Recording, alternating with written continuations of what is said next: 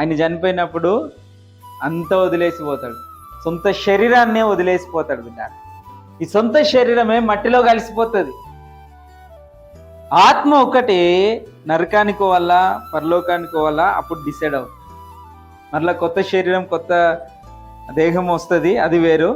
కానీ నాది అనుకుంటున్న ఈ శరీరం ఏమైపోతుంది అంటే చివరికి మట్టిలో కలిసిపోయి పురుగులు తింటాయి.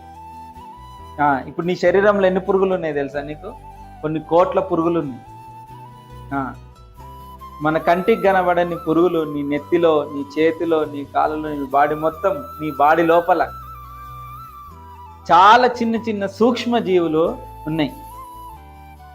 అవన్నీ కూడా ఎప్పుడైతే ఆత్మ దేవుడి దగ్గరికి వెళ్ళిపోతుందో, చనిపోతారో, అప్పుడు ఏమవుతుందో తెలుసా? ఆ పురుగులే ఇప్పుడు మనం తినే అన్నాన్ని బట్టి అవి బ్రతుకుతుంటాయి. మన ఆత్మ పోగానే ఆ పురుగులే పెద్దగా అయిపోయి మనల్ని తినడం స్టార్ట్ చేస్తాయి. మన లోపల ఉన్న పురుగులే మనల్ని తినేస్తాయి.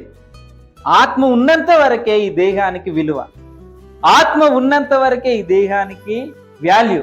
ఆత్మ పోయిందంటే మనలో ఉన్న పురుగులే మనల్ని తినేస్తాయి, ఈ శరీరాన్ని తినేస్తాయి. అప్పటి వరకు నా భార్య, నా భర్త, నా పిల్లలు అన్న వాళ్ళు ఏం చేస్తారు తెలుసా? ఈ శవాన్ని తీసుకెళ్ళి బయట వేయండి అంటారు. ఏమంటారు? శవాన్ని తీసుకెళ్ళి బయట. అప్పటి వరకు ఉన్న భార్య ఏమైపోయింది? అప్పటి వరకు ఉన్న భర్త ఏమైపోయాడు? అప్పటి వరకు ఉన్న పిల్లలు ఏమైపోయారు? అప్పటి వరకు ఉన్న తల్లిదండ్రులు ఏమైపోయారు?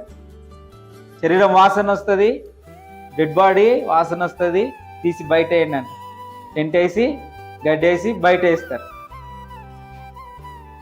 బంధుత్వాలు తెగిపోతాయి, ఏ బంధుత్వం ఉండదు. రీసెంట్గా ఒక న్యూస్ చూశాను నేను.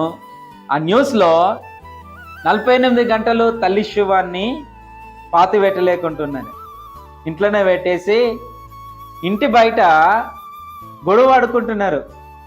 తన సంతానం చనిపోయిన ఆ తల్లి సంతానం గొడవ పడుకుంటాను. ఎందుకురా మీరు ఎందుకు గొడవ పడుతున్నారు అని పెద్ద మనుషులు వచ్చి అడిగితే, మొదటగా ఆస్తి పంపకాలు తేలాలి, ఆస్తి పంపకాలు తేలకుండా మేము దేహాన్ని పాత పెట్టాం అని. ఆస్తి పంపకాలు జరిగేంత వరకు ఆ దేహాన్ని ఇంట్లోనే పెట్టేశారు. ఏడిసేటోళ్ళు ఒక్కరు లేరు, బాధపడేటోళ్ళు ఒక్కరు లేరు బిడ్డ.